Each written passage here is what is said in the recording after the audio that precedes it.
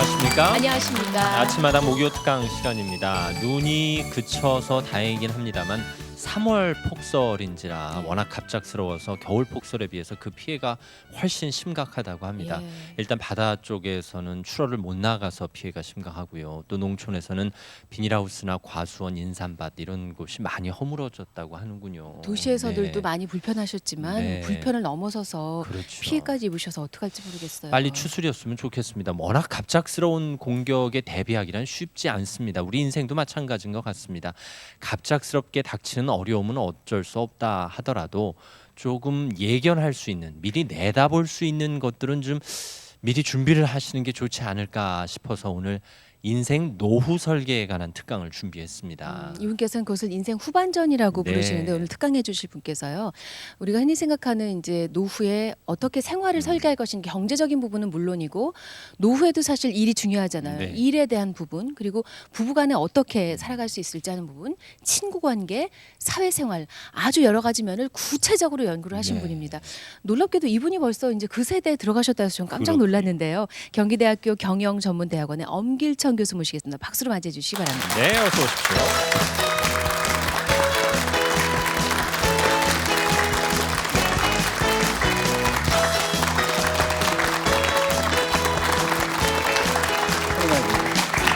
예, 감사합니다. 어서 오십시오. 예. 아유, 아침 일찍 나오시게 해서 참 죄송합니다. 네, 맞습니다. 네. 근데 어느덧 아침 일찍 일어나는 게 부담스럽지 않은 세대가 되셨다고 들었어요. 예, 아마 제 친구들 다 TV 앞에 있을 겁니다. 요즘 워낙 보도 매체를 통해서 베이비붐 세대에 대한 우려가 많이 나와서요. 네. 뭐 당사자들은 정말 걱정이 되지 않을까 싶기도 한데 네. 최근 앞으로 10년 이내에 이제 은퇴자들이 부쩍 늘어난다는 얘기지요. 그렇습니다. 우리가 이제 한국 전쟁이 종전한 53년 네. 이후에 이제 고향으로 돌아온 그 젊은 청년들이 이제 결혼을 많이 하게 되고 그때부터 다출산 세대가 되는 것이 1955년부터 급격히 증가해서 63년도까지 한 8년 가까이 아주 굉장히 줄어들었습니다. 이 세대를 우리가 흔히 이제 베이비 부머다 그렇게 얘기를 하는데 그 첫 세대가 지금 요즘 지난해 올해 이제 직장을 마지막으로 떠나는 은퇴가 시작됐다 해서 염려들을 많이 하고 있습니다. 베이비붐 세대니까 아기를 폭발적으로 많이 낳는 그런 시대에 네. 교수님께서도 태어나신 거. 제 친구들이 TV 보고 예. 아 근데 항상 젊은 분으로 여겨져서요. 깜짝 네, 놀랐어요. 제 친구들만 해도 벌써 이게 아마 3번 정도의 여진이 있었습니다.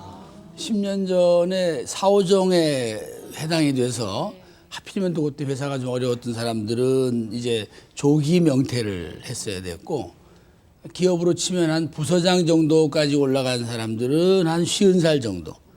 그러니까 요즘 그나마 회사를 떠나는 사람은 그래도 명색이 임원 정도 했던 사람들이 이제 이번 3월 1일이나 이때 명단에서 빠지는 거죠. 네. 이제 예전에는 인생 노후 설계다라는 표현을 많이 써서 이제 마무리의 개념으로 많이 활용을 했는데 이제 교수님도 말씀하신 대로 인생 후반전을 준비하자. 그러니까 어떻게 보면 우리 인생에서 절반에 가까운 분량이 남아 있다라고 봐도 되는 거잖아요. 얼마 전에 일본의 그 한 자료를 보니까 이렇게 살다간 150쯤 살지 않을까 뭐 이런 얘기를 할 정도로 물론 그건 이제 좀 상상입니다만은 따라서 저희들 입장에서도 과연 이게 후반전인지 중반전인지는 살아봐야 알겠습니다. 그래서 중반전이 될 수도 있다는 말씀이군요. 지금 뭐 우리 저 이금 선생님도 상태가 좋으시잖아요. 아유 상태 좋다는 말씀 정말 감사합니다. 말씀하신 예측대로라면 저희 한 100년 정도 더 살아야 되는 거잖아요. 네. 그러면 과연 어떻게 준비하면 좋을지 아주 세세한 말씀 오늘 해주신다고 하니까요. 박수로 강의 청해 주시기 바랍니다.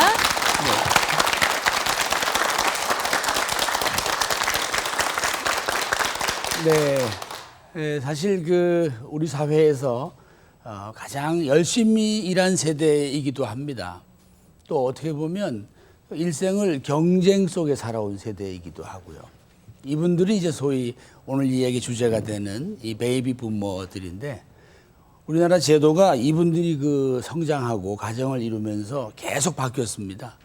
가령 과거에 본고사만 있던 대학이 예비고사가 생겨서 아예 여기 떨어지면 대학교 원서도 못 내보는 시절 그렇게 출발한 사람들 또 더 어린 시절로 가면 2부제 뭐 심한 학교는 3부제 소위 말하는 콩나물 시루, 또 직장에 들어와서는 이른바 그 승진이 또 늦어졌습니다. 동료가 많으면 승진이 늦어요. 제가 대학을 졸업하고 들어갔더니 30대 중반에 이미 전무이사를 하고 있더라고요. 저희 선배들은. 그런데 저희들이 그 나이 되니까 과장하기도 바빠요. 동료하고 경쟁을 해야 되니까.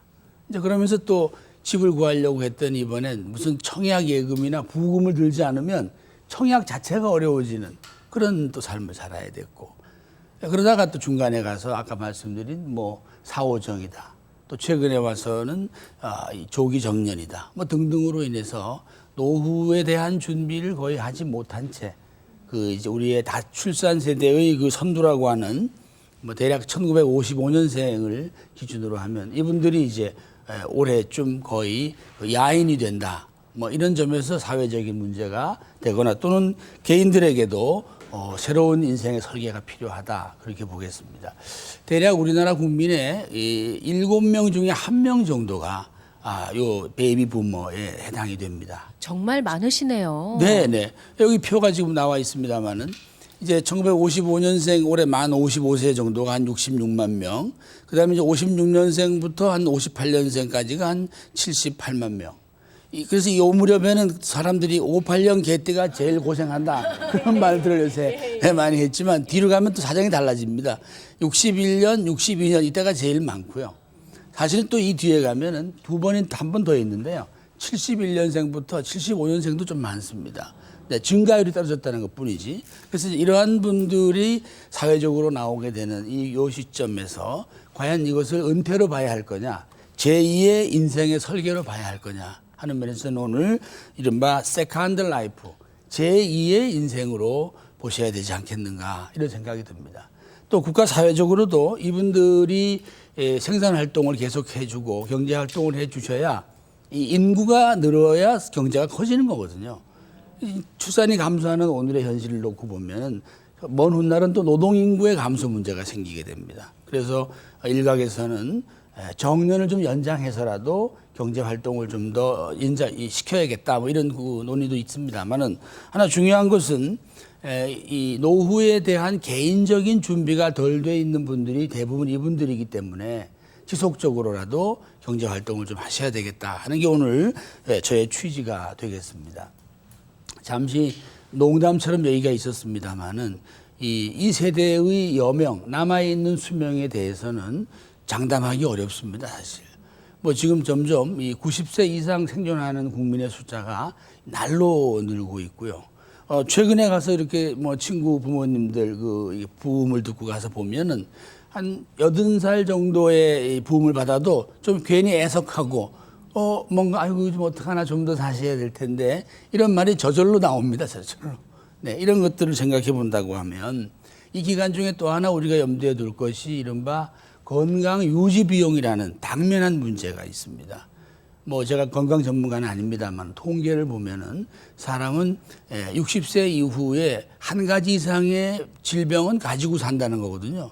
그래서 원치 않아도 한 가지 직업이 있다, 그게 바로 환자다, 그런 얘기도 있습니다. 그런데 65세 이상의 생활비를 이렇게 증가하는 걸 보면은 초창기에는 문화예술비가 늡니다. 그러다가 65세쯤 넘어가면 뭐가 늘겠어요? 의료비가 안 들어요. 의료비가. 이게 나중에 올라가면 이게 생활비의 한 절반 이상 됩니다. 또 의료에 대한 수준이 자꾸 높아지고 또 새로운 형태의 의료기술이 발달하게 되면 나중에 여러분이 아시는 뭐 인공장기 이런 시대가 되게 되면 좀 심한 말씀 같습니다만은 몸을 다시 재생할 수도 있을지도 모른다, 그런 얘기까지 하니까 시설 유지비가 많이 드실 수 있다, 뭐 이런 말씀도 드릴 수가 있겠습니다. 그러므로 이러한 그 미래의 소비에 대해서 우리가 재정적으로 준비를 하면 괜찮지 않을까라고 생각하는 분들도 계시죠. 물론 이제 사람이 자신의 그 욕망이나 삶의 그 수준과 질을 지혜롭게 잘 정리하면 꼭 돈으로 해결되는 것만은 아닙니다. 제가 오늘 말씀드리고자 하는 것은 보편적인 경우에 하나요 말씀을 드리는 건데, 만일에 현금을 가지고 가만히 뭐 돈을 타서 잘 보관하고 있다라고 할 때 매년 물가가 한 3%쯤 오르고 기준금리나 시중금리가 한 5%쯤 됐다. 이렇게 되면은 8년만 지나면 그 돈의 실질 가치는 반으로 줍니다.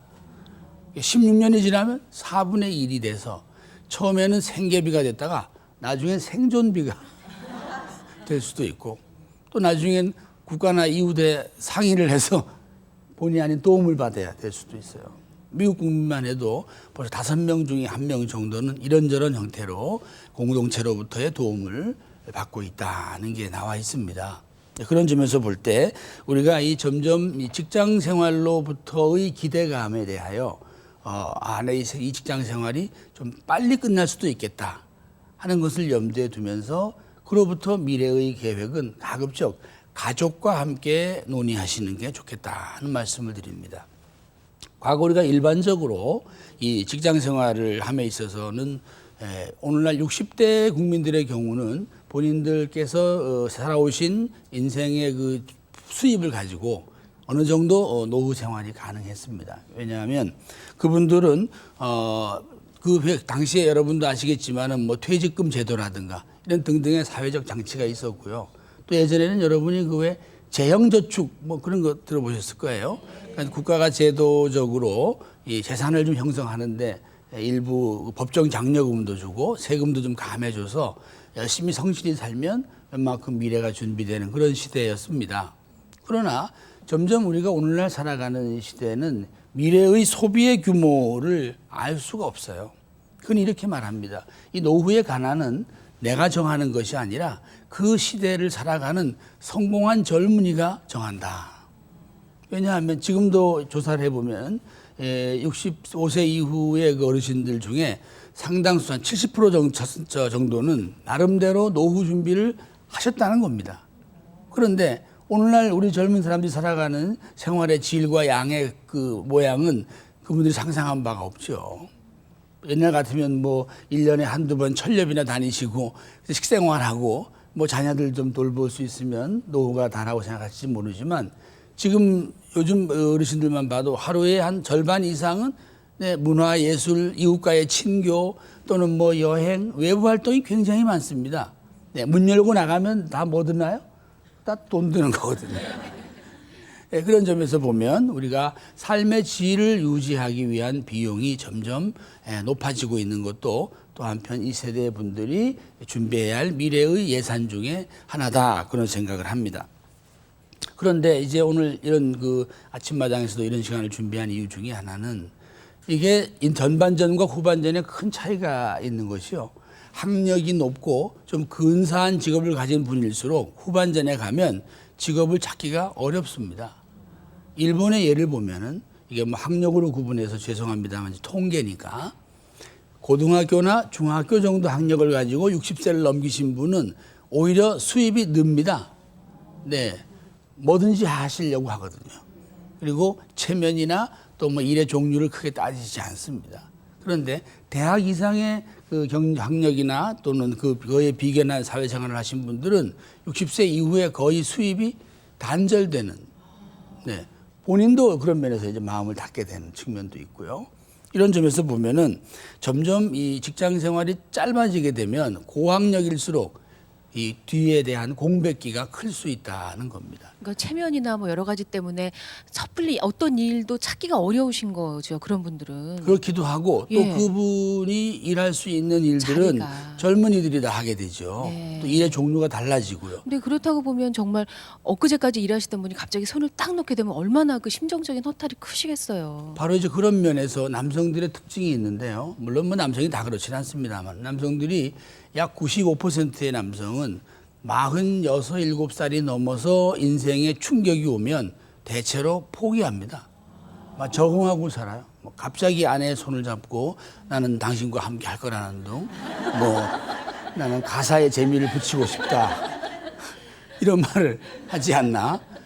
그래서 우리가 이제 남편의 변화를 잘 보셔야 돼요.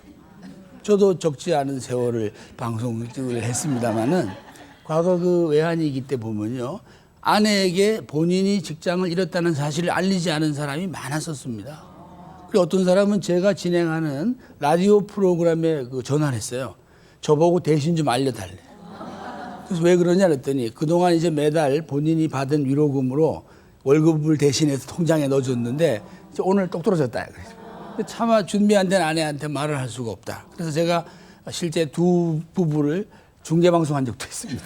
근데 그 부인이 까맣게 모르고 있더라고요.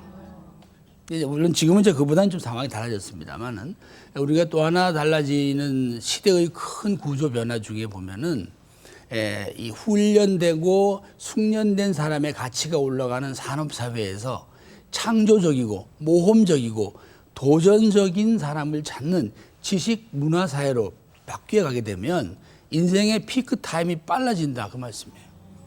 미국이 요즘 이렇게 어려워지는 것도 그런 측면에 하나가 있는데요. 최근 통계를 보면 미국의 그 남자 그 일하는 사람들 기준으로 보면 수입이 제일 많은 나이가 37세 정도 됩니다. 이게 44살이 되면 그때로부터 한 반밖에 못 벌고 53살이 되면 연락도 안 와, 연락. 이게 급속히 빨라져요. 이 데이비드 브룩스라고 하는 문명 비평가는 좀 과장을 못했는지는 몰라도 이렇게 말해요. 32살 사이에 인생의 정상에 올라가지 않으면 아마 기회에 만나기가 쉽지 않을 거다. 왜냐하면 우리가 창조적이고 또는 도전적인 삶을 사는 것은 나이와 깊은 관련이 있거든요. 그런 면에서 볼 때 점점 우리 사회에서 내가 살아가는 소비와 내가 앞으로 벌어들일 수 있는 수입의 그 대응을 좀 잘해 주셔야 되는데 여기서 또 하나 이 베이비 부모 세대들의 슬픔이 하나 있습니다. 우리나라는 아빠 나이가 45살, 6살 이때부터 54살 사이에 인생의 돈을 제일 많이 쓰게 돼 있습니다. 또 그 집에 대한 욕구들이 많잖아요.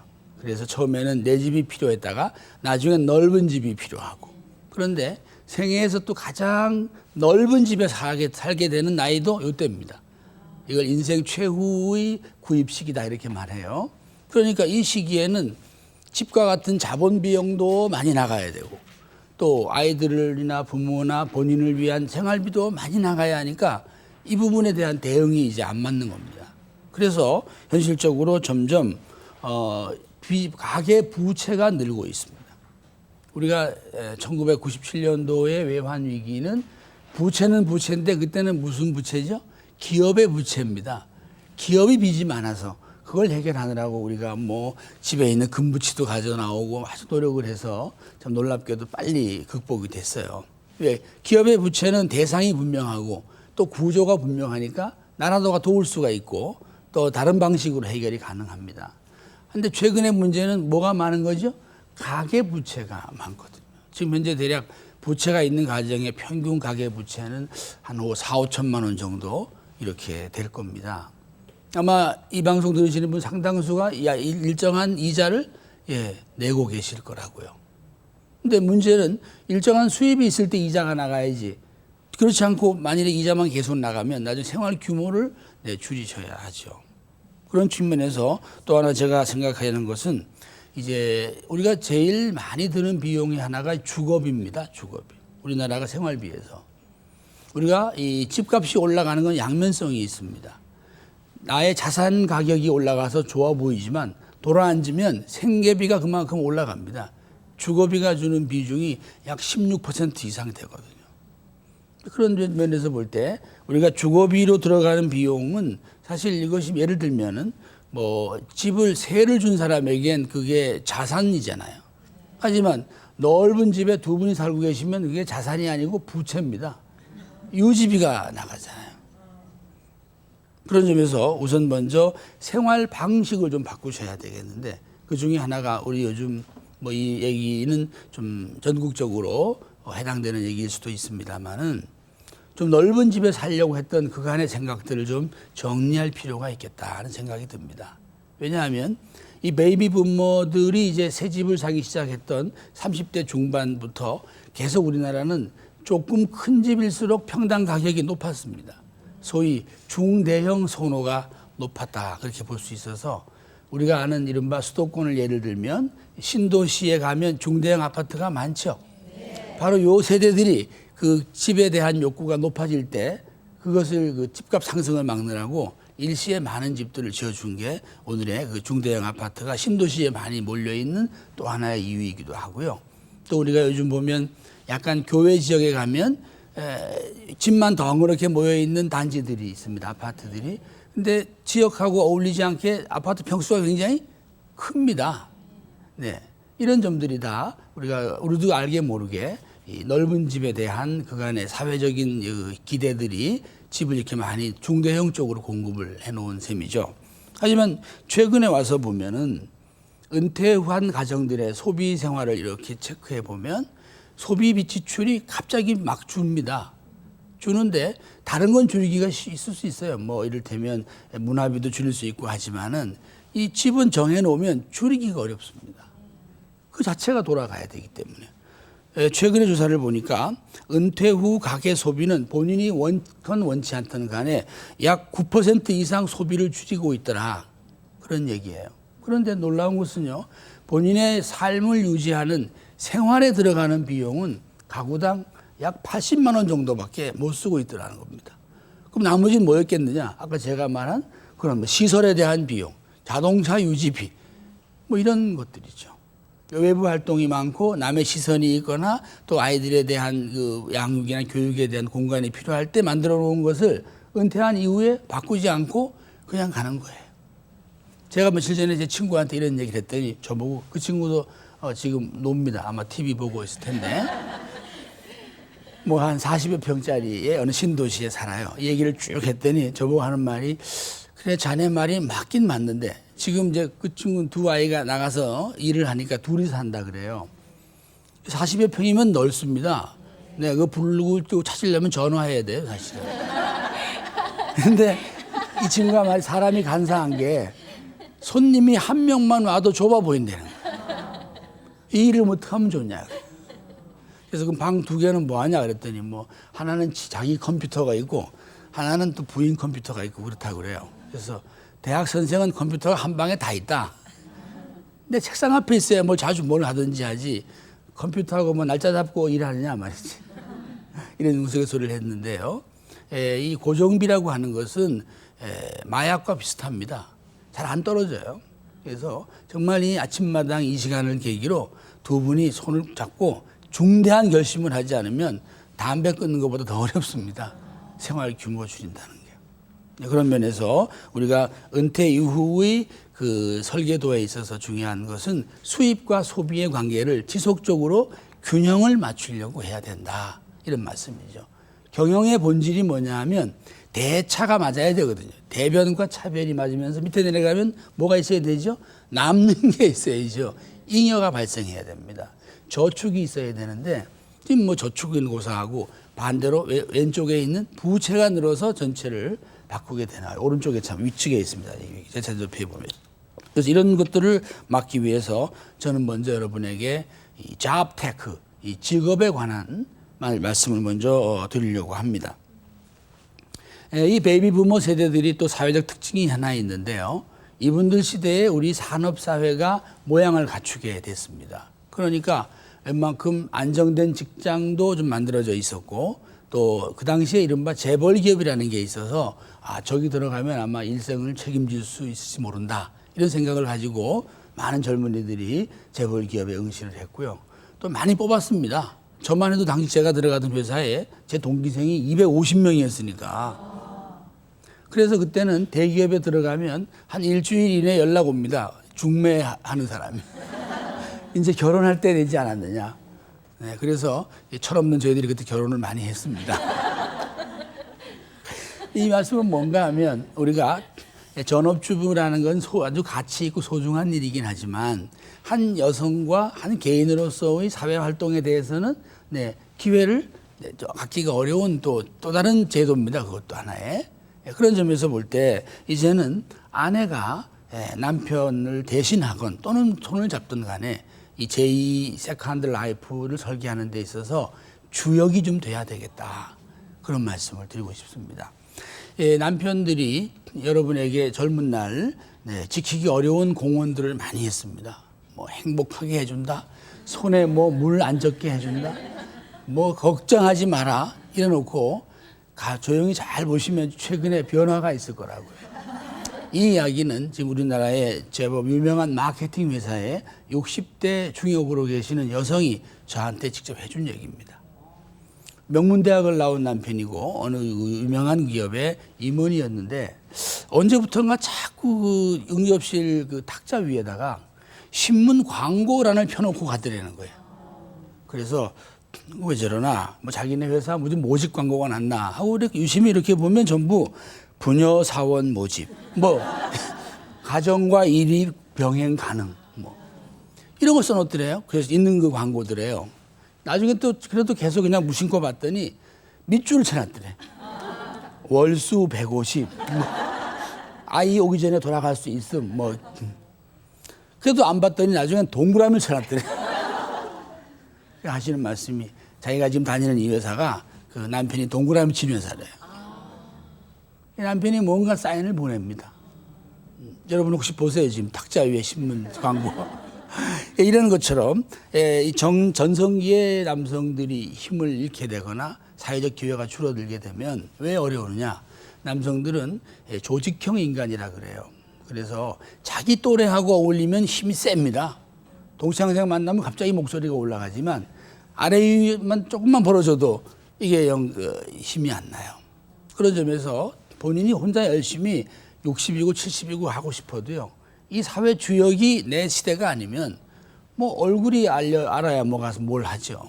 예를 들면 저희 정도만 해도 은행 지점장들하고는 나이가 차이가 많습니다. 거기 가서 대출 상담을 하기가 쉽겠습니까? 그럼 지점장은 당장 자기 또래에 줄 대출만도 모자랄 텐데 인생의 이치가 그런 거예요. 거래처를 아무리 내가 잘 단도를 해놔도 담당 부장이 나이가 어려지면 그 사람은 또 자기 또래에서 납품할 사람이 있거든요.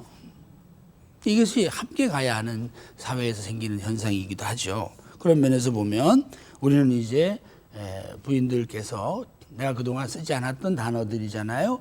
나의 직업의 효능감은 뭔가 이런 생각을 좀 해보셔야 돼요. 대개의 경우 아이들의 과외비 문제라든가 부모의 뭐 병수발 이런 것 때문에 긴급하게 부족한 가계 자금을 모으느라고 수입을 보충하러 가시는 경우는 있습니다. 뭐 가사 도우미를 하시거나 등등의 비정규적인 일로. 그러나 그 일은 그 일 자체로부터 얻는 보상도 낮습니다. 조사에 의하면은 여러분이 가진 능력에 비하여 한 60% 정도밖에 보상을 못 받아요. 평가가 분명치 않는 일이잖아. 일의 성격이.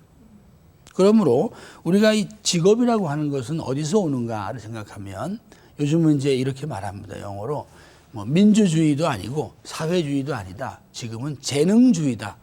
탤런토크라시. 우리가 젊은 나이 옛날에 어느 분야에 두각을 나타내는 사람들을 보면 훈련도 열심히 하고 좋은 지원을 받았지만 더 중요한 건 재능이 있어서 그런 거거든요. 아니할 말로 저만 해도 그 사회 활동으로 골프를 친 지가 꽤 됐습니다만은 제가 아무리 잘 쳐도 타이거 우즈만큼 칠 수가 없습니다. 그 사람은 재능이 있는 가운데 일찍 시작을 한 사람이거든요. 근데 사실 가정주부들은 전업주부의 경우 생각해 보면 사회로부터 좀 멀어진 지도 좀 되셨고 특별한 기술을 갖고 있는 경우도 많지 않고요. 내가 갖고 있는 재능이 뭘까를 찾는데도 좀 힘드실 것 같거든요. 네, 이제 그렇습니다. 그런데 제가 하나 예를 좀 듣겠습니다. 제가 이 KBS 라디오에서 성공시대를 오래 진행을 하면서 저한테 불려오시는 분들, 나름대로 작은 성공을 이룬 분들을 여쭤보면 취미가 사업이 된 분들이 많아요. 그러니까 취미라는 게 뭐겠어요? 나도 모르게 손이 가는 거잖아요. 어떤 분은 틈만 나면 이게 소일거리로 뜨개질을 했다 그래요. 그랬더니 또 주변에 이웃분들이 와서 보더니 아이고 아무개 엄마 나도 좀 배우자. 그래서 그거 가르쳐 줬다는 거예요. 그때 그 중에 한 사람은 이 인터넷에 능한 사람이 있어서 이걸 자기 그 블로그에 올렸나 봐요. 그랬더니 거꾸로 연락이 와서 이거 누가 디자인해가지고 누가 떴느냐 그 사람 좀 알려달라. 그래서 연락이 왔더래. 근데 문제는 이게 무슨 뭐 실을 사와야 되나 봐요. 네, 그 실을 사는 안목이 있어야 되는데 그럼 같이 좀 가달라. 그랬더니 실 가게에서 자주 오게 되는 거잖아요. 이분이. 나중에 실 가게에서 이분에게 별도의 금액으로 공급을 하는 거예요. 손님을 데리고 오니까. 지금은 조그마한 사업체가 돼 있습니다. 또 어떤 분의 경우는요. 남편이 맨날 당신은 국을 너무 잘 끓인다. 그래서 나중에 식탁에 다른 건 다 없어지고 밥하고 국만 있는. 누가 와서 보면 뭐 반찬이 이거밖에 없느냐. 근데 이분이 국을 다양하게 끓여야만 될 거잖아요. 남편이 국을 잘 먹으니까. 그러다가 이제 남편이 좀 어려워졌습니다. 이분 직업이 아니라 취미가 뭐냐면 남편이 이 발명을 좋아하는 사람이에요. 이 발명 좋아하시는 분들이 좀 순수하고 열정적인 반면에 가정생활에 발뺌을 잘해요. 돈만 생기면 뭐 발명하러 다니거든요. 그래서 이제 어려워졌어요. 근데 이제 동네 분들이 아이고 어려워서 어떡하느냐 그러면서 직장 다니는 아주 동네 분들이 많으셨나 봐요. 그래서 아무개 엄마 이 국을 잘 끓이니 내가 재료비를 좀 줄 테니까 좀 큰 들통이라 하나요? 네, 여기다 좀 일주일치 국을 좀 끓여달라고. 처음에 이웃 간에 이거 무슨 불값을 받을 수도 없고 그랬더니 나중에는 이제 재료를 사라는 명목으로 돈을 주더라는 거예요. 세월이 그러니까 이웃에 있는 큰 공장의 직원 식당에서 큰 국을 필요하잖아요. 그걸 매일 와서 주문을 하더라는 거예요. 그랬더니 소문이 나가지고 지방에 있는 공장에서 또 연락이 오게 됐어요. 이 양반은 국만 끓여요. 근데 드디어 사고 치는 남편도 한 건을 해가지고 이 국이 멀리 가도 되는 통을 만들었어요. 이 양반 업체가 평택인가에 있는데 울산까지 간답니다, 아침에. 여러분 남편 함부로 다 다루시면 안 돼요. 다 쓸 때가 있다니까 한 건 합니다. 지금은 조그만 업체가 됐는데 감사한 일은 남편이 놀고 있으니까 대표 명함이 남편 이름으로 돼 있어요. 부인은 이름이 없어요. 실은 본인이 다 하면서. 그 남편은 얼마나 감사하겠습니까? 이런 것들을 우리가 소위 취미나 재능으로부터 오는 경우가 있고요. 그런데 또 하나 문제는 내가 좀 절실해야 이런 일도 하세요. 이 역경지수라는 게 있습니다. 여성은 나에게 어려움이 닥치게 되면 가족이나 자신을 위해서 본능이 나오게 돼 있거든요. 가끔 제가 이런 데 나오면 그렇게 말해요. 남편이 아내에게 자꾸 장밋빛 미래를 말하지 마라. 그러면 아내의 역경지수가 내려갈 수도 있단 말이죠.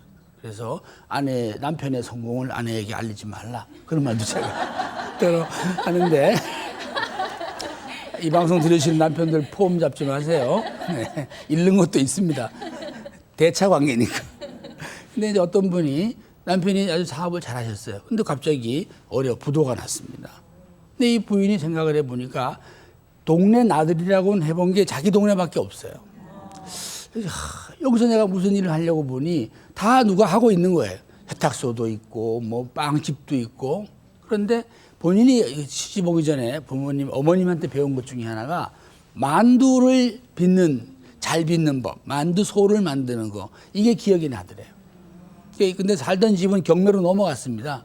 그래가지고 이제 그 집 주인한테 사정을 해서 지하 차고 있는 거, 요것만 좀 내가 살게 해달라 하고 거기다가 만두집을 차렸어요. 만두만 팔아요. 세월이 지금 많이 흘러서 이름만 되면 꽤 아는 소문난 집이 됐는데요. 이분이 지금 이제 할머니가 되셨습니다. 그래서 거동이 불편하세요. 지금은 며느리가 밖에서 이제 운영을 하지만 지금도 문을 열고 이렇게 들어가면 그 할머니가 불편한 몸으로 한복을 곱게 입고 앉아서 만두소에 들어가는 재료를 다듬고 계십니다. 그러니까 뭐 숙주나물인가? 예, 뭐 그런 걸 포함해서 무슨 두부를 또 막 이렇게 하던데 뭐 이런 일을 하니까 저희들은 이 며느리가 사장이지만 만두속은 어머니가 만드시는구나. 네, 그런 믿음 속에 가게 되는 것이거든요. 그래서 우리가 재능이라고 하는 것이 본인의 취미로 나올 수도 있고 갑자기 닥친 가정의 어려움으로부터도 나올 수 있다 하는 말씀을 드리고 싶습니다.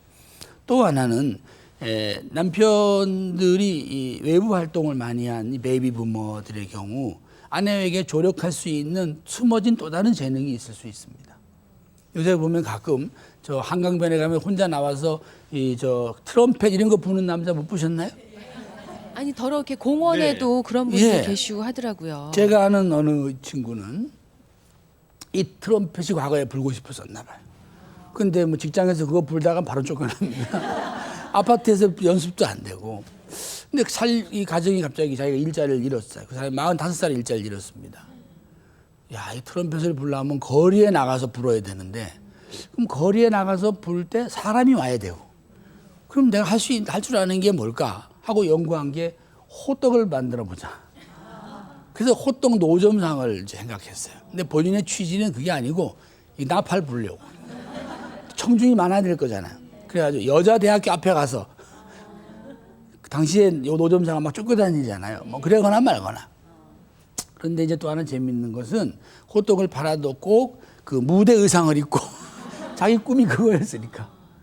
아마 지금도 팔고 있을걸요. 어디 저쪽에 어느 여자 대학교 앞에 가면 있습니다. 근데 이 사람이 하다 보니까 사람들이 나팔만 부는 건 너무 식상하니까 하나 더 좀 넣어야 되겠다 해서 마술을 배워가지고 또 마술도 하고. 그러니까 사람들이 호떡 사는 거는 말하자면 이제 감상료나 입장료지. 그러니까 노상음악회를 여는 겁니다. 지금은 또 그 아내가 옆에서 이렇게 보더니 호떡의 내용물을 만드는 재주는 부인이 훨씬 뛰어난가 보죠. 그래서 거기다가 뭐 여러 가지 웰빙 재료도 넣고 그래서 이젠 또 그 호떡이 아주, 제가 그제 저희 학교에 찾아오셨던데 보니까 마트에 납품도 한대요. 여러분, 노상에 있는 호떡이 반제로 상태로 대기업하고 손을 잡고, 자, 그 양반 그 얼굴이 그려져 있더구만, 상표가. 네, 이런 것들이 바로 부부가 함께 하면서 남편에게 또 다른 그분이 아직 발휘하지 못한 인생의 새로운 이 막을 열 수 있다. 그런 면이 있습니다. 또 하나의 이야기는 큰 자동차 회사의 기술 담당 책임자로 있었습니다. 근데 이제 그 회사 일들이 자꾸 어려워지면 어떻게 하느냐? 원가를 줄이기 위해서 이 일을 가지고 밖으로 나가서 하라 그래요. 그걸 아웃소싱이라고 그래요. 분사라고도 하고 합니다. 근데 본인은 공장 생활밖에 안 했는데 이걸 가지고 나가면 다른 데 가서 일거리를 찾아봐야 될 거잖아요.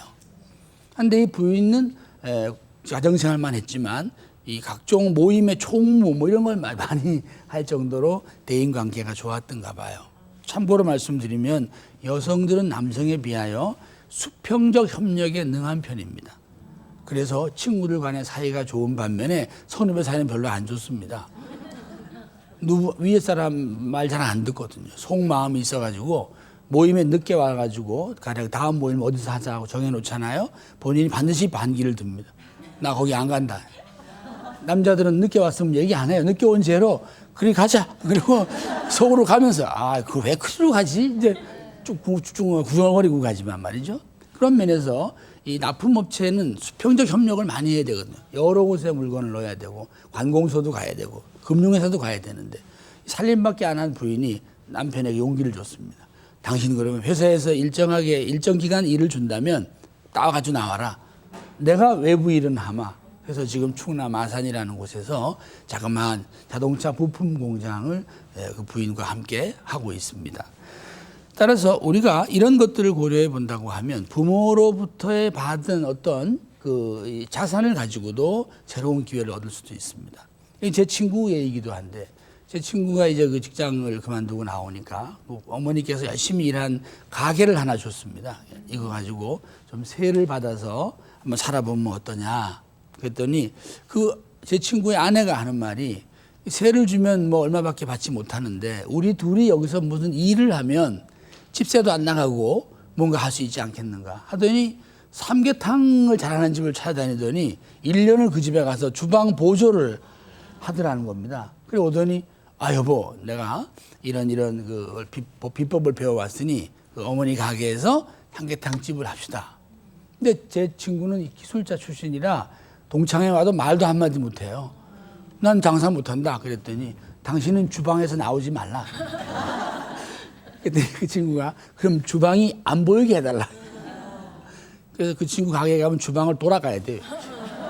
밖에는 이제 부인이 하지만 레시피는 부인이 짭니다. 부인이 배워온 거니까요. 근데 얼마 전에 저한테 찾아왔어요. 제 친구가 2호점을 누가 내달라고 찾아왔는데 이거 해야 되나 말아야 되나. 그래서 제가 굉장히 금뭇했습니다만, 이건 또 다시 뭘 말하냐면 부모님이 주신 자산이든 하시던 일이든 이런 것도 함께 좀 부부가 함께 하면 기회가 있습니다. 우리나라에 지금 안타까운 것 중에 하나는요, 산업사회 초기에 그 장인 기술을 가진 분들이 많으세요. 뭐 볼트도 만들고 뭐 무슨 선반이라고 해서 그 쇠를 깎는 걸 말합니다. 뭐 영등포 일대에도 많고 그렇습니다만은, 근데 이제 이걸 그 세상이 깨끗하고 또 이 화이트 칼라가 많으니까 배우려는 젊은이들이 없어요. 근데 이분의 일은 늘 있으니까 본인이 또 손을 놓질 못해요. 지금도 이제 수도권 일대에 보면요, 이 1인 공장이 제법 있습니다. 이 어른들이 그만둘 수는 없고 일은 계속 꾸준히 있고. 근데 얼마 전에 어느 한 그 어른이 저한테 얘기를 해요. 아, 우리 자부가 이 볼트 깎는 걸 배우러 오고 있다. 이제 아버님이 일을 하시니까 아마 점심을 갖다 드리고 뭐 이렇게 커피도 좀 갖다 드리고 그랬나 봐요. 근데 보니까 이 힘에 붙이잖아요. 근데 요즘은 이제 컴퓨터로 이렇게 뭐 한다 그래요. 그래서 그 자부가 며느리가 나는 컴퓨터를 좀 아니까 뭐 어떻게 할 수 있냐 했더니 설계를 그럼 거기서 만들면 CAD라는 거 있잖아요. 하면 이걸 연결하면 이 자동으로 돌아가요. 이렇게. 예, 클린 이렇게 또 뭘 씌워놨더군요. 이렇게. 그래서 소음도 안 나. 지금은 그 철공소를 아버지가 할 때는 아주 좀 이렇게 옛날에 말하면 기름때 많은 뒷골목에서 했는데 지금 어느 그 벤처 단지 큰 건물 지하에 가 있습니다. 예, 소리 안 나고 먼지 안 나게 해놓고 컴퓨터로 이렇게 설계하면서 볼트 너트를 깎는. 여러분 세계에서 이 볼트 너트 깎는 기술은 우리가 이겁니다. 세계 제일 큰 회사도 우리나라에 있습니다만 이게 다 사람 손끝에 있는 건데 같은 DNA를 누가 가지고 있겠습니까? 자녀가 가지고 있거든요. 우리가 말하는 세계적인 명품은 대개 수량이 적습니다. 만드는 수량이. 왜 그러느냐? 가족에 의해서 전수되기 때문에 대량 생산을 할 수가 없어요. 또 우리가 과거의 산업 생산 시대에는 대량으로 만들면 비용이 내려가고 수익이 올라가는 규모의 효과가 있지만은 우리는 지금 세계 거의 10대 그 경제 대국이자 명실상부한 선진국입니다. 물건을 많이 만들수록 가치는 내려가게 돼 있습니다. 그래서 뭔가 소량으로 만들지만 가치 있는 것은 어디서 오는가? 혼에서 온다고 말해요. 혼. 우리가 오래된 유럽의 나라들이 겉으로 보면 굉장히 좀 처져 있는 것 같아 보이지만요. 내공이 있습니다. 집집마다 선대로부터 내려온 여러 가지의 삶의 도구들이 있다고요. 우리는 사실 그동안 농업사회로 오랜 세월을 이어온 나라라서 집단 공동 작업이나 이런 건 발전해 있지만은 공업이나 상업으로 발전해온 유럽이나 이런 데 가면 집집마다 뭐가 있을까요? 가업이라는 게 있습니다. 독일이나 스페인 이런 데 가면 한 70% 이상의 사업체가 가업의 형식을 띠고 있고요. 우리가 아는 유명 브랜드들은 거의 대개 가업에 의해서 전수되어진다라는 것을 보면 이번엔 자녀와 또 함께 일하는 방법도 생각해 볼 필요가 있겠습니다. 그 제 주변에 또 한 분인데 이분은 그 자동차 정비 기술자예요. 그런데 최근에 이제 일들이 많지 않다 보니까 젊은이 중에는 자동차 정비를 좀 배우려는 사람들이 있나 봐요. 근데 이 사람은 기술자니까 어디 가야 젊은이들을 구해오겠어요. 나이도 맞지 않고. 근데 이 아들이 그럼 아버지 제가 모집을 하고 가르치긴 아버지가 가르치면 어떠냐.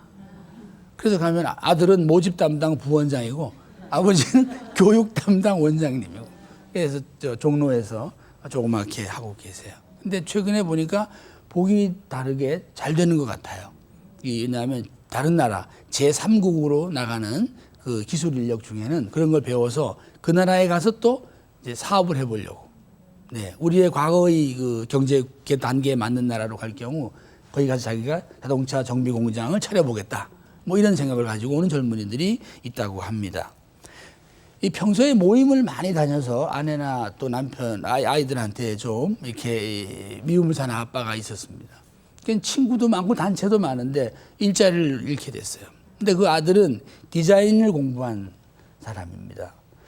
근데 자기가 이렇게 생각해 보니까 우리 아들은 디자인을 잘하고 자기는 모임을 많이 하니까 기념품을 깎아서 만들면 어떨까 이런 생각을 했나 봐요. 그래서 요즘은 기념품들은 보시면 거의 작품에 비슷합니다. 그냥 트로피 이런 게 아니라고요. 그냥 상패가 아니라 갖다 놓으면 예술품에 비슷할 정도예요. 그 디자인 기술이 실력이 높아져서 그런 건데 이 아들이 와서 디자인을 하면서 아버지는 다니면서 일을 따가지고 오고 그래서 굉장히 그 잘 되고 있는 기념품 그 사업을 하는 가정이 있습니다. 또 하나 제가 생각해지는 것은 이제 요즘 그 주민 사회가 만들어진다 그런 거를 보실 수 있을 거예요. 커뮤니티라고도 합니다만은 동네 분들 간에 그냥 단순히 이웃으로 지내는 것이 아니라 여러 가지 관심사를 주고받거나 공동의 문제를 해결하거나 그런 일이 많아요. 최근에 이 건설회사 아파트 짓는 회사들이 아주 난감해합니다. 예전에는요, 건설회사의 아파트는 입주전 정도 될 때 입주자가 와서 때로는 항의를 하거나 크레임을 걸어요. 그러나 다 지어놨기 때문에 사실은 뭐 대략 냉장고 하나 선물로 주면 넘어가고 그랬습니다. 근데 엊그제 들은 바로는요, 토목공사 아파트 땅을 팔 때부터 와서 본다는 거예요, 이렇게. 왜 그러냐면 이 우리나라의 그 아파트 분양 제도는 선분양제라 그래서 사실은 우리가 고객이 돈을 내서 그 돈으로 짓는 거잖아요. 네. 그러니까 엄밀히 말하면 우리한테 감독권이 있는 거죠. 네. 우리가 그 시공업자한테 일을 시킨 셈이 되는 거라고요.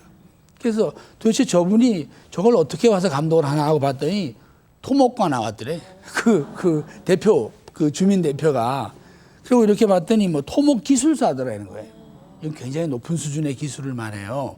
딱 오더니 왜 이런 공법으로 하냐고 그러더래. 이 집안이 이런데. 그래가지고 공사하다 멈췄답니다. 듣고 보니 그 말이 맞더라는 거예요. 이제 그 친구가 저보고 하는 말이 고객이 이제는 우리를 가르친다 이거죠. 이렇게 되면 그럼 그 일을 몇 달 동안 하거나 하면 이 건설 시장에 가면 감리라고 있어서 그것만 대신해 주는 분야의 회사가 있습니다. 그런데 제가 볼 때 이 감리는 사실 누가 하면 더 좋을까요? 소비자인 우리 청약자들이 감리를 할 수 있다면 그게 더 바람직한 거잖아요. 지금은 이제 감리라는 전문 분야의 분들이 하시지만 그분들이 다 기술의 세계가 비슷한 분들이거든요. 그러니까 예를 들면 이런 것들입니다. 이걸 우리가 요즘 소비자에게는 매입은 소비자라고 있어요. 매입은. 물건을 만들거나 파는 사람보다 더 지식이 높고 전문성이 있는 사람. 그러니까 이분들이 많기 때문에 이런 분들을 우리가 구매 대표로 쓰거나 감독 대표로 하거나 하게 되면 그분에게는 뭘 드려야 되나요? 일정한 보수를 드려야 된다고요. 이게 바로 아파트 동대표 아닙니까? 여러분 아파트 관리사라는 자격증이 있어요. 요즘은 아파트 동대표 하시려면 적어도 대학원에 와서 그런 과정을 거치셔야 제법 규모 있는 또 예산이 큰 아파트의 동대표가 되실 수 있다고요. 이것을 커뮤니티 비즈니스라고 불러요. 동네에서 생기는 일거리다. 네, 그런 말입니다. 제가 여담입니다만 아마 통반장 대학원도 생기지 않을까. 정말 얼마나 그 일이 많아요. 네. 그런 점에서 보면 우리가 이웃 주민들 사이에서도 일거리를 찾을 수가 있다고 볼 수 있습니다. 그 지방의 어느 어머니의 사례입니다만은 그 미술 대학을 나오신 분은 아니에요. 그런데 제법 그 재주가 있으셔서 이웃에 있는 젊은 아이들의 그림 지도를 좀 하셨나 봐요. 근데 보니까 이 아이들이 어려워서 학원은 갈 형편이 못 되는 거예요. 그럼 이런 아이들이 많겠구나 생각을 하고 미술 교육도 학습지로 하면 안 되나? 이런 생각을 하셨나 봐요. 이 양반이 저 경남 창원인가 어디 시골 작은 중소도시에 있는 분이었는데 혼자 이제 이걸 위해서 그 학습지를 파는 회사에 직원으로 취직을 했어요. 어떻게 하는 방법인가?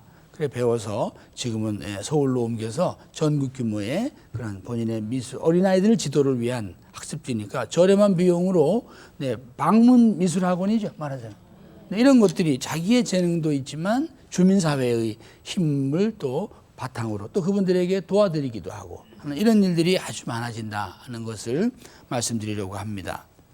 세상이 바뀌면 이제 직업의 종류도 많이 바뀌어요. 미국 같은 경우에는 제일 많이 생기는 직업이 뭐냐면 사회 서비스업이라 그래요. 사회 서비스업. 그러니까 남을 돌보고 보살피는 직업군이 많아진다 그런 말씀이에요. 1년에 한 90만 개 이상 거기서 일자리가 나온다고 통계를 봤거든요. 여러분 요새 보시면은 누군가의 고민을 상담해 주는 사람, 누군가의 마음의 상태를 치료해 주는 사람, 이런 사람들을 길러내는 대학원들이 많습니다. 직업 상담, 심리 치료, 음악 미술 치료 이런 것들이 우리가 점점 정신적인 노동자가 많아지면 머리가 어떻게 되나요? 네, 복잡하거나 갈등이 많아지거든요. 더 중요한 것은 손수 작업하는 시간이 줄어들게 되면 근심 걱정이 많아집니다. 유명한 그 사상가 그 스마일이 그런 말을 했어요. 땀 흘려 일하는 게 힘들어 보일진 몰라도 사소한 근심과 걱정을 없애는 최고의 약이다. 그런 말이 있듯이 우리가 점점 이렇게 소프트웨어, 컨텐츠, 무슨 아트웨어 이런 류의 좀 땀을 덜 흘리는 일을 하면 할수록 심리와 정신의 상태는 아주 복잡하고 지치고 고단하기 십상입니다. 이런 분들을 그냥 말동무가 돼주는 차원을 넘어서서 도와드리고 개선시켜주고 새로운 힘을 내게 해주는 이런 분야의 직업군들이 많이 생기고 있으니까 그분이 하는 일을 가만히 가보면 아주 간단합니다. 얘기를 들어주거나 가끔 말대꾸해주거나 뭐 온화한 미소를 짓거나 추임새를 좀 붙여주거나 그런 거거든요. 이걸 우리가 정서자본이라고 불러요.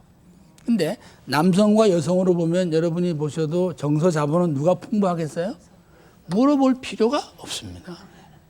남자는 정신자본이 좀 강한데 이 정신자본은 잘 나갈 때 얘기고 정서자본은 돌아가실 때까지 계속 풍부해진다 이렇게 돼 있어서 옛날 얘기는 할머니가 해야 맛이 있다 그런 얘기예요. 살을 붙이시거든. 근데 어머니는 그 옛날 이야기 책을 들고 앉아서 글자를 가르치려고 하니 걔가 듣겠습니까? 이게 그 글자가 맞냐 하는 거하고 할머니는 상상 속에서 그 아이에게 새로운 이미지를 말해주잖아요. 우리가 미래의 젊은 아이들을 이렇게 말해요. Symbolic Analyst. 이게 뭐냐면 상징 분석가라는 뜻인데 이게 미래의 일하는 사람들에게 필요한 그 재능이에요. 그러니까 상징이나 이미지를 사실이나 상품으로 묘사할 수 있어야 한다. 여러분한테 어려운 얘기입니다, 이게. 그런데 문제는 이렇게 하려면 풍부한 정서 자본이 있을 때 창조가 되기 때문에 여러분에 의해서 그 사람들은 많은 사랑과 정성의 자양분을 받아야 합니다.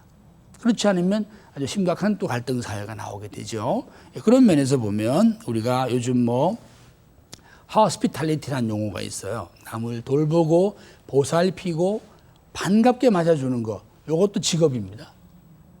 요즘 이 대학원도 있어요. hospitality 대학원이라고. 그런 것이 본인은 또 얼마나 기쁘겠습니까? 그래서 새로운 직업에 대한 기회도 계속 좀 보실 필요가 있는데요. 그러나 문제는 우리가 이러한 준비를 남편의 전성기에 한 3, 4년 전부터 좀 하실 필요가 있는 것입니다. 이걸 동시에 교체하려고 그러면 당연히 그 짧은 시간에 상당히 모아놓은 돈의 일부가 없어지게 됩니다. 아니면 당황하게 되거나 잘못된 결정에 빠지게 되거나 그래요. 그래서 우리가 흔히 하는 말로 이렇게 좀 사회와 조금 동떨어진 직업을 가진 분들이 퇴직금을 오래 지키기가 어렵다. 그 돈 가져갈 사람이 있다는 거 아닙니까? 가슴 아픈 얘기지만 그런 면에서 제가 오늘 이제 강의가 거의 이렇게 마무리로 가니까 사실 이분들이 그 대학을 다니던 시절이 대략 70년대, 80년대 그래서 언제부턴가 우리 성인 문화 계층에 7080 이런 용어가 있었습니다. 제가 이분들을 7080이라고 한번 규정을 하고 7080의 실천 경영학 해서 몇 마디 좀 마무리를 해드리려고 해요. 첫 번째, 저희들이 나이를 먹을수록 누가 그래도 재정적으로 좀 여유 있게 사는가 하고 분석을 했더니 저축 습관이 높은 사람일수록 나이를 먹을수록 자산이 좀 웬만큼 윤택하고 삶이 괜찮더라는 것입니다. 그래서 지금 우리는 저축률이 과거에 아주 세계적으로 높다가 좀 많이 내려와 있습니다. 그러므로 잃어버린 저축률을 좀 다시 이렇게 상기한다 하는 차원에서 대략 지금 현재 은퇴를 앞두고 있는 우리나라 요 또래 가정의 평균 가계 수입은 약 350만 원 정도로 추정이 됩니다. 그러면 소망스러운 저축률 기준을 대략 한 20% 내외로 본다면은 이분들이 7080이니까 기억하시기 좋게 한 달에 70만 원, 80만 원은 꼭 좀 저축을 좀 해라. 금리가 낮더라도 습관을 위해서라도. 아시겠습니까? 네. 그 다음에 또 이 얘기 들으시면 건축하시는 분들은 속상해 하실지 모르지만 집을 좀 나에게 맞게 좀 살았으면 좋겠다. 뭐 줄이라는 뜻이 아니라 이렇게 보면은 가구당 한 명당 한 7평 내외가 이 삶의 쾌적함이나 또는 경제성 면에서 효과적이다. 그렇게 저희들이 얘기를 해요. 그러면 세 식구가 남아있으면 몇 평쯤 되면 되나요? 뭐 21평. 뭐 넷이 있으면 뭐 한 30평, 한 21, 7, 8평. 요즘은 이제 이래 평으로 안 하죠. 제곱미터라 그러죠. 이걸 바꾸면 70 내지 80 제곱미터입니다. 7080 여러분 아시겠습니까? 70 내지 80 제곱미터만 돼도 제 생각에는 충분하다. 사실 일본 같은 경우는 더 작습니다. 일본은 한 5, 60제곱미터에 살아요. 살기 나름이거든요. 또 하나는 이제 퇴직하신 후에 생활비 문제인데요. 지금 보면 한 10% 정도 줄이신 통계가 나와 있지만 저희들이 길게 놓고 보면은 결국은 한 70% 정도 줄여야 됩니다. 그럼 이 훈련을 현 직장을 놓쳤을 때 바로 하는 거죠. 그래서 처음에는 한 80%로 줄였다가 또 조금 한 10년 지나서 또 조금 더 줄이고 그러면 이전 전성기 생활비의 70 내지 80% 정도로 좀 줄이는 예산을 좀 짜야 되겠다. 이것도 7080 경영학이다. 그런 생각이 들고요. 이 자동차 또 회사가 또 뭐라 그럴지 모르지만 할 말은 해야 되겠습니다. 우리가 여러분 유럽에 이렇게 가보시면은 도로가 좁죠. 네, 유럽은 도로에 차를 맞추기 때문에 차들이 다 소형차입니다. 근데 우리는 그 산업 사회를 살았기 때문에 화물차 위주로 도로를 만들어 놓은 걸 여러분 착각을 하고 전부 대형 차를 타고 다니세요. 그래서 어떤 분은 보면 차를 타고 가시는 게 아니라 집을 타고 가시는 분들이 있어요. 그래서 우리 국가도 그런 걸 많이 권장을 하지만 700 내지 800cc 정도면 은퇴한 분들이 다니시는데 충분합니다. 왜냐하면 앞으로 도시의 변화가 압축 도시라 그래서 근거리에서 그 워킹 시티 걸어 다니는 데를 많이 만들어요. 우리 KBS 주변만 해도 많이 좋아졌잖아요. 멀리 갈 이유가 별반 없습니다. 그런 점에서 보면 우리가 과거 르네상스 시대를 떠올릴 필요가 있는데 유럽에 가면 잘 만들어진 옛날 도시들이 있잖아요. 그때 분들을 보면은 반경 400~500m 안에서 일생을 끝냈다는 거 아닙니까? 필요한 게 다 그 안에 있으니까. 우리가 다른 얘기 같습니다만 좀 부유한 분일수록 멀리 잘 안 다닙니다. 출근 시간이 짧고 되게 활동을 그 주변에서 해요. 그래서 좀 미운 데가 있어. 부유한 친구하고 약속을 하면 꼭 저희 동네로 오라 그래요.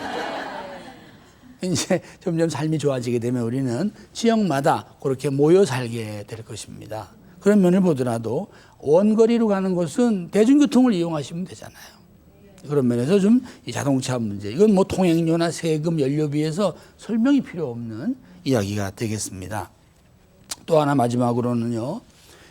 여러분이 뭐 연금을 타든 집세가 나오든 간에 그 전체의 이 자산으로부터 나오는 총 금액의 7 내지 8% 여러분 재산 규모의 7 내지 8% 정도는 내가 직업으로부터 얻는 수입이었으면 좋겠다. 우리가 부유한 사람을 조사해 보면은 그들은 땅도 있고 뭐도 있잖아요. 그런데 7 내지 8% 정도는 또 본인이 뭘 움직여 가지고 또 벌어요. 네. 그래서 이런 것들은 왜 그러느냐? 이게 바로 아까 말씀드렸듯이 물가라든가 또는 금리를 커버하는 게 아주 본질적으로 되어 있는 사람들이에요.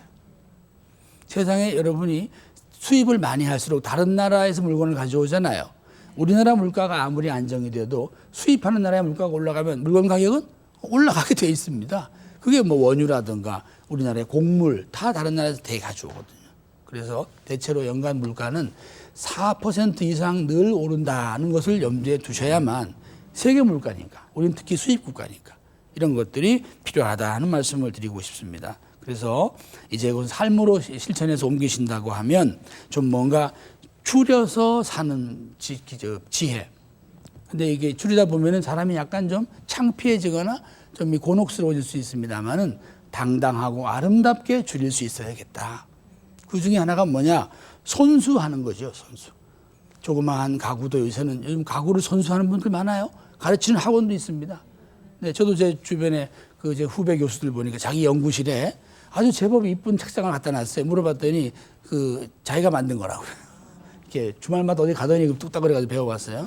제가 저도 한 10만 원 주고 제 것도 좀 만들어 달라. 이렇게 부탁을 했는데 아직 연락이 없지만. 가령 뭐 우리가 서양 사람들 보면 왜 남편들이 페인트 칠하고 막 멋있어 보이잖아요. 실은 일이 없어서 그래요. 집수리하고 차 정비하고 하는 손수하기. 또 하나는 이제 오래 쓰기. 이건 뭐 제가 말할 필요가 없습니다만은 가령 소파 같은 것도 어때요? 그 빛바란 것 같아도 그 오래 쓴 거기서 정감이 나잖아요. 네? 결혼한 아이의 손때도 묻고 군대 간 아들의 모습도 보여지고 오래 쓰는 가운데 삶의 품격이 달라지는 것이죠. 또 하나는 경직성 비용, 고정비를 좀 통제할 수 있어야 됩니다. 가만히 둬도 나가는 비용 있잖아요. 아까 제가 말한 주거비. 이런 거는 외출해도 주거비 나가요? 뭐 부동산세가 휴가라고 안 나오는 거 봤습니까? 그런 측면에서 이 수입과 지출을 연동할 때 우리가 이걸 손익분기점이라고 하는데 고정 지출, 가만히 둬도 나가는 지출에 대해서는 가급적 통제하고 줄이려고 하는 노력이 필요하다. 또 하나는 가족 예산제가 필요합니다. 왜냐하면 여러분이 지금 자녀들의 예산 지원을 하고 계시는데 그 자녀들의 예산의 그 사용 용처가 여러분의 그 기대가 예산과 다른 쪽에서 많이 쓰여지고 있습니다. 여행도 많이 하고 뭐 여러 가지의 문화 활동도 많이 하는데 여러분 그게 다 필요한 일이지만은 적정한 양을 측정하기가 어렵습니다. 그렇지 않아요? 네, 문화 생활은 적정한 양이라는 게 있을 수가 없어요. 그래서 내가 너한테 더 해주고 싶지만 사정이 이러하니 요 예산 범위 안에서 여행을 가고 요 예산 범위 안에서 뭐 문화생활도 하고 뭐 등등의 특히 교재비가 여기에 들어갑니다. 교재비. 기업도 그래서 접대비는 통제를 꼭 합니다. 그런 측면을 좀 말씀드리고 싶고요. 마지막으로 양가 부모님과 함께 계시는 분도 계시겠지만은 공동생활도 한번 이제는 검토해 볼 필요가 있다는 얘기입니다. 우리가 최근 일본의 통계를 보면은 점점 할아버지, 아버지 옆으로 모여온다는 거예요. 그런데 할아버지나 아버지의 소득이 한 1% 이내에 드는 분은 가시권 내에 모아놓고 20% 이내에 드는 분은 할아버지가 걸어서 7, 8분 거리에 다 모여 산다는 거죠. 새로운 형태의 가족 통합이라고도 하는데 그런 면에서 에너지 비용이나 식생활 비용이나 가족 그리움 비용도 있는 거 아니겠어요? 이런 걸 위해서라도 좀 함께 사는 것도 한 방법이 아닌가 해서 종합적으로 좀 더 경제 활동을 재미있고 보람있고 또는 나름대로의 제2의 삶이라는 자신감으로 가져가시는 것이 이 베이비 부모들에게 제가 꼭 드리고 싶은 말씀입니다. 고맙습니다.